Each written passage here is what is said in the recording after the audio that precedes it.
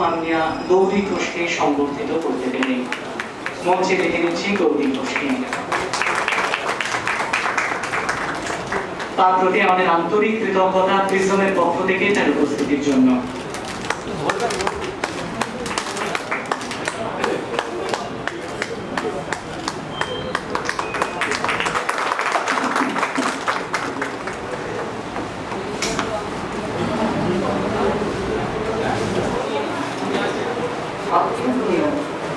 দাঁড়িয়ে পুরস্কার অভিনন্দন করা আর বলবার সময় খুশি কথা, কিন্তু আমার মনে হয় আমার বয়সে এবং কিছু কিছু প্রতিবন্ধকতা শরীরে থাকার জন্য এই বসার ব্যবস্থাটি বলার সময় বড় খারাপ।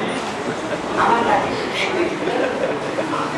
সকলের কথা শুনছিলাম, আমি আর ভিতরের ক্ষোভ সেটি যেমন বুঝতে পারলাম, তেমনি এই প্রেজমের উদ্যোগে কলকাতা উৎসব.com-এর আজকের এই আনন্দ যে প্রকাশ, আনন্দ উৎসবের দিনে বাঙালি প্রতিটি, আজকে বাঙালি বলবো না, কথাটা সাম্প্রদায়িক হয়ে যাবে, এটি জাতীয় উৎসব।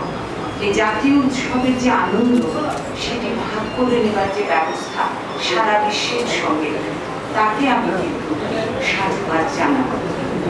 আমাদের সমাজের প্রতি আমাদের কিছু কর্তব্য, দায়বদ্ধতা, আমাদের কলকাতা.com, কলকাতা উৎসব.com, আমাদের ভালো লাগছে তাদের এই উদ্যোগকে আমি অভিনন্দন জানাচ্ছি। আমি কিছুই পারি না, আমাকে সম্বর্ধিত করে সম্মানিত করে, ওরাই সম্মানিত করে। আমি যা বলতে পারি, একটি ছোট্ট কবিতার একটি অংশ বললে আমার মনে হবে যে আমার সব কথাই মধ্যে দিয়ে প্রকাশ পাবে এবং সেটি হয়তো সকলের কথা। কবিতার সামান্য কিছু অংশ। বিশ্বাস করো বা না করো, কবিতাটি কবি সুনীল গঙ্গোপাধ্যায়, একটি কবিতা শুধু সেই দিনের জন্য।